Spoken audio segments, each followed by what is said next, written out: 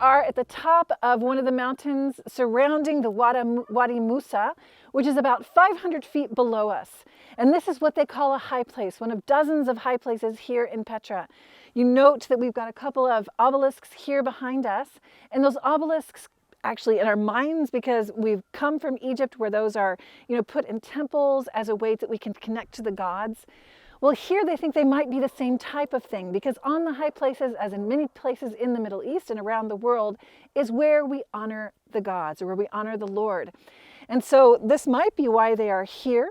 They're certainly in a public place. Right beneath us is the theater, the amphitheater here in Petra. And so when there was a sacrifice, there were different types of sacrifices. You would have, well, we'll talk about that in just a second when we see the altar. But these sacrifices would bring up smoke. And so if a sacrifice was accepted to the gods down below in the theater and in the city, people would see that and they would rejoice, because they had a very, a desire to be blessed and be united with the gods. One of the main gods was named Defesh. Let me see if I got that right.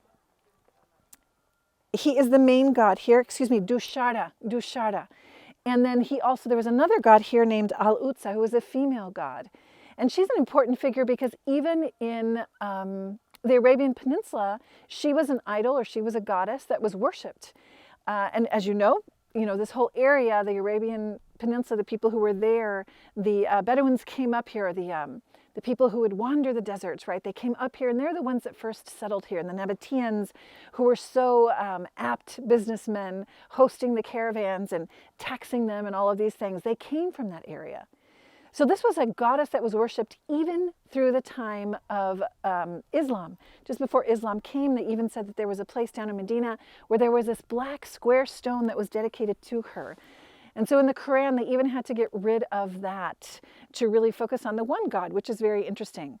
So those two gods were worshipped here, and then in this public place, people were trying to, give them the honor that they wanted to give them. And these public obelisks perhaps were in their honor, but it could have been as well that they were dedicated to the deceased stone cutters of Petra.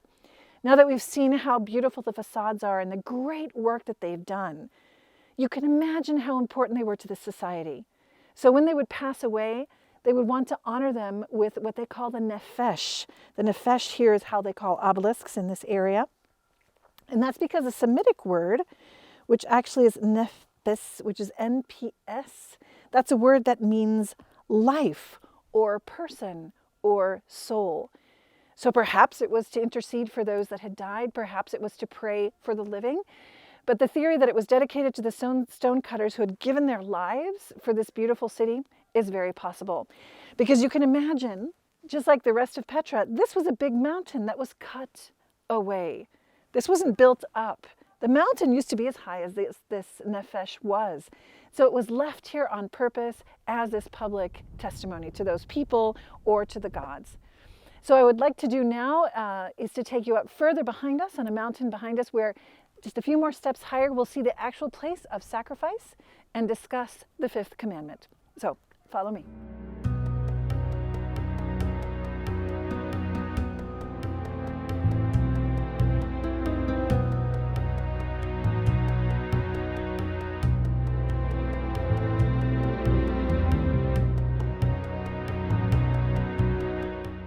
We've made our way up even higher than those nefesh, those Nabatean obelisks, to one of the highest points in this ancient town.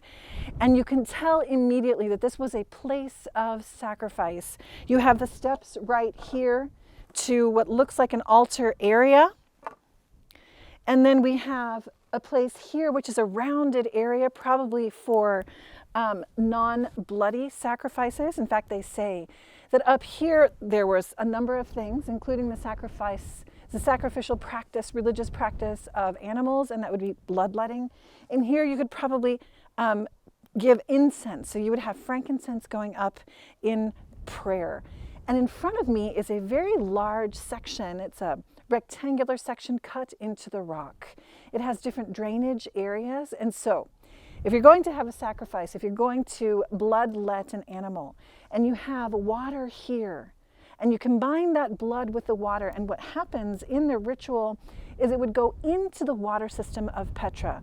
And as we know very well, in this desert area, the genius of the Nabateans to have had a water system that allows them to have gardens and plants and fruit trees and life in this area, it was vital.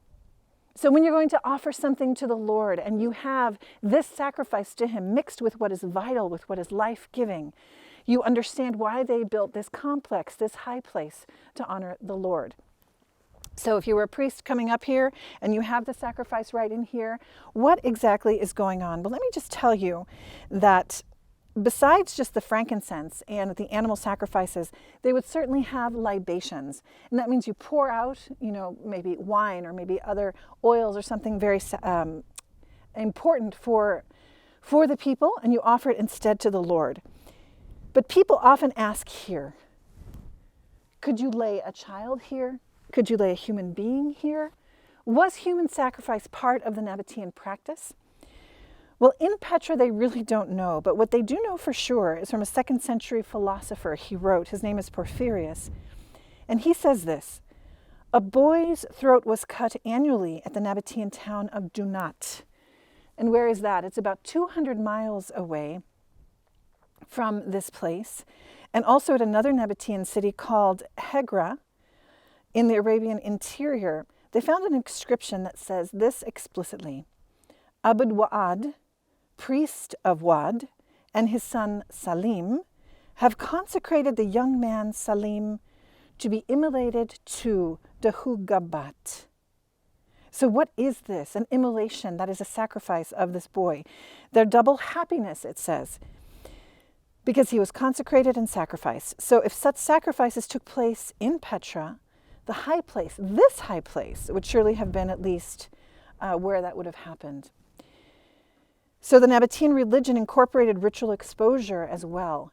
That means an infant or a newborn child, you just leave it out here. In fact, this time of year, it's so chilly, and if it's a windy day, oh my gosh, of course, if you couldn't fend for yourself, you would die. And so this is why it's a perfect setting for me to talk a little bit more about the 5th commandment. So what is it that this commandment tells us?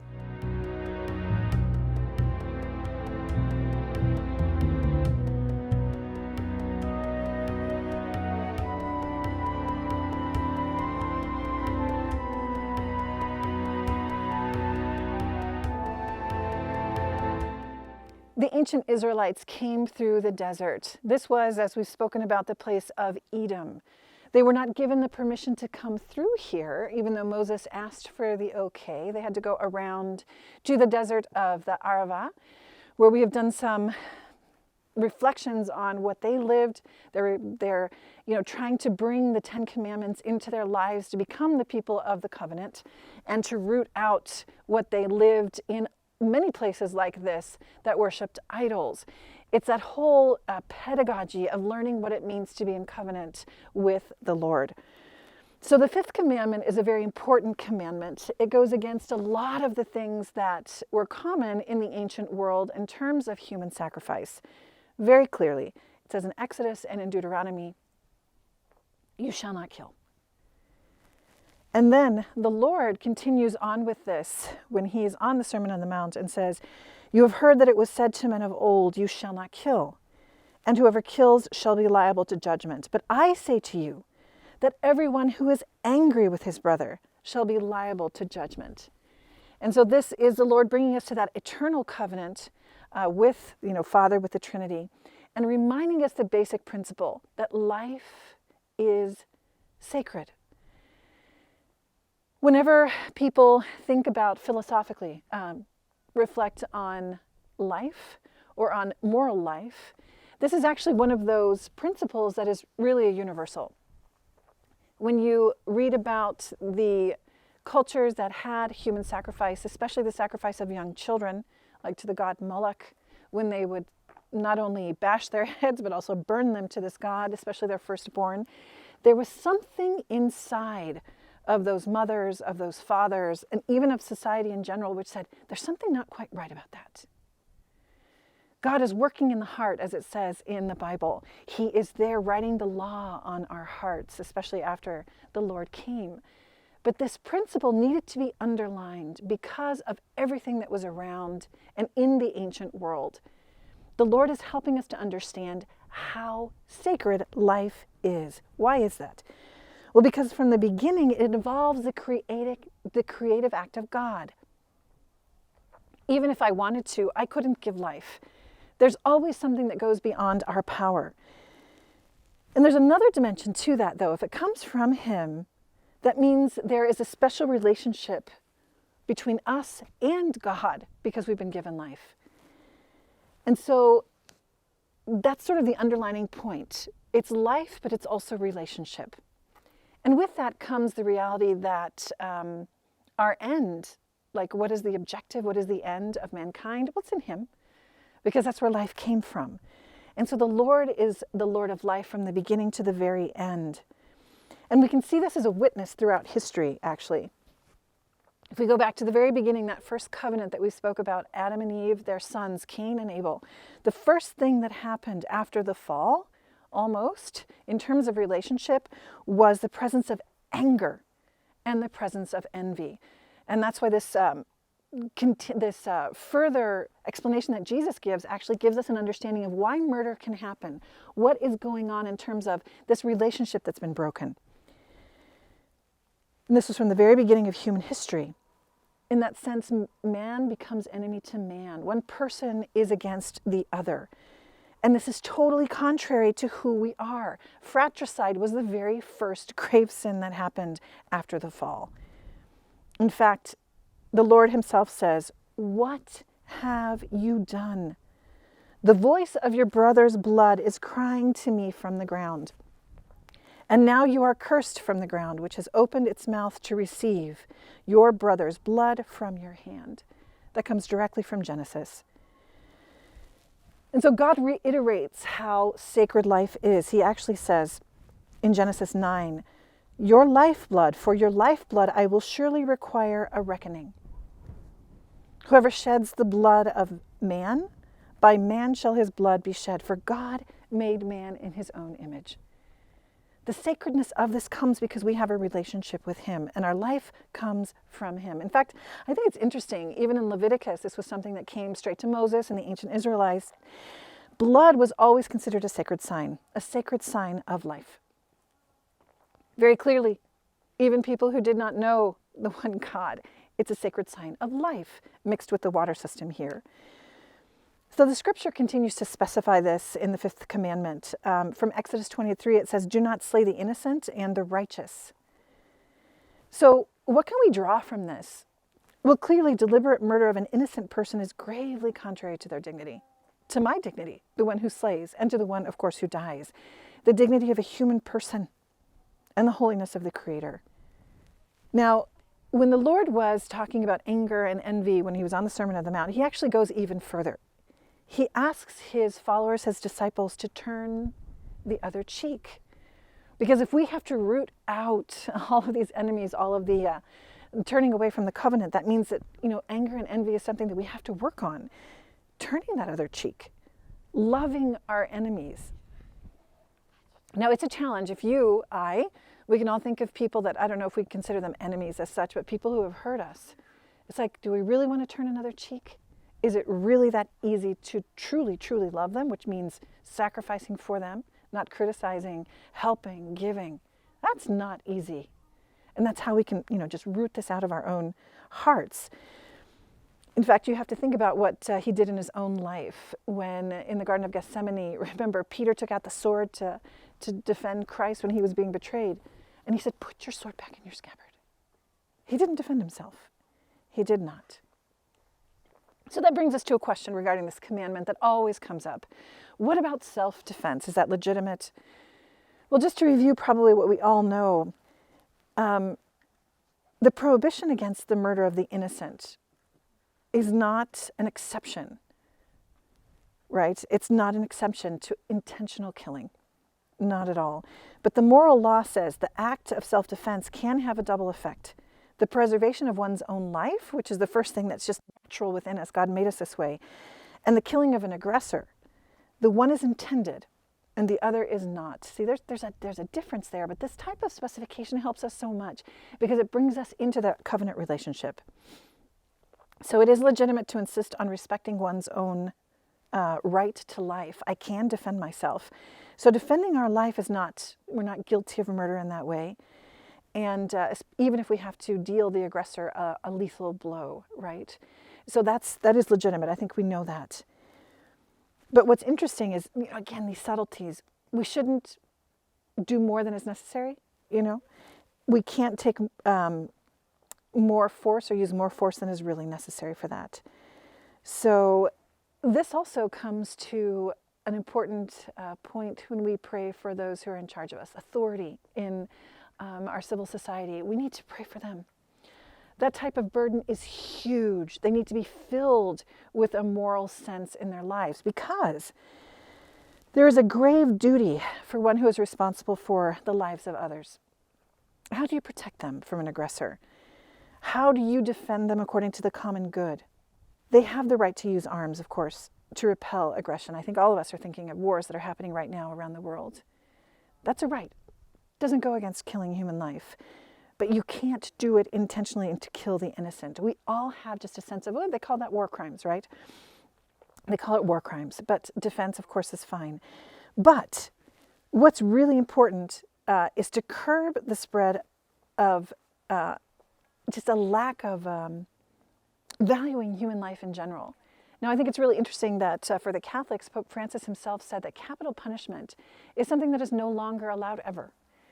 Now, certainly imprisonment, discipline, all of these things that are necessary to protect people's lives, really important. But there's so much that we can do to help keep these people from hurting others that it's not necessary anymore. So I think that's a beautiful way that all of society has actually been tutored through the commandments. All right, but what about intentional homicide? Obviously, very clearly, the Fifth Commandment forbids direct and intentional killing. Direct and intentional. Going back to that Genesis passage, to cooperate voluntarily in murder is to commit a sin that cries out to heaven. The blood cries out to heaven. What is that? Infanticide, fratricide, parricide, parents, and also the murder of a spouse. Obviously, these are grave things. It just doesn't sit right. And it's not just because you're taking life. But again, if we're going to put this in the context of relationship, it's because the natural bonds between, say, a mother and their child, or a parent and their child, between brothers, between parents and their children, like a child that is violent against their parents, those type of bonds, they change us, even as individuals. And so that's why there's such a sanctity for life in that sense. And that means including indirectly bringing about a person's death. I can't help but think of, food and water. These decisions are so difficult when you've got someone around you who's suffering. So, there's no legal, what can we say, moral, really, bond to say, okay, keep them alive by unnecessary, crazy, outrageous means. But the basic life, because you never want to indirectly, cause death, life because of the dignity of that person, and life because it comes from God himself, life because we're not the Lord of life. We should not take it because we did not give it. And even at a bigger level, when we were filming in Africa, I couldn't think, Sudan was not that far away from us. And there's places like that, and certainly in other places in the world and in history, when intentional famines are caused, entire peoples are killed. There's like a genocide that happens. It's clearly against the Fifth Commandment. But we have to remember why. There's anger, there's envy, and there's power behind it. And there's so much dignity in all of those people. Even, and we can think of different cases right now, unintentional killing, it's against the Fifth Commandment. It's something which demands, in a way, reparation. Because the death of any one person actually doesn't just affect the person who has died, but it affects their family, but it affects society in general. And that brings us to something which is so common today, and many times we don't want to talk about it. It's exalted in many countries, actually, and that's abortion. Very, very difficult because of so many things that come around that. So many values that go above and beyond human life. So many values that bring the family or bring children to something which is much lower than production or than my own personal happiness. And It's a hard question. But that's why it's so admirable and such a step in moral life, such a beautiful example when people really fight for human life to be recognized in its full dignity from the time that there is conception. As it says in Jeremiah, "Before I formed you in the womb, I knew you, says the Lord, and before you were born, I consecrated you. My frame was not hidden from you," says Psalm 189, "when I was being made in secret, intricately wrought in the depths of the earth." And that's before being born, of course. So those types of things, they're not changed. Nothing changes in terms of abortion. One of the things I have to really underline always is, of course, everybody talks about the fact, oh, you're excommunicated if you have an abortion or if you help with an abortion. Well, of course, bishops and the Holy Father himself have said that can be raised and erased through the mediation of a priest in your confession, right? And the reason why it has that great, we could say, punitive result of being excommunicated, taken away from the community, is because it is so important.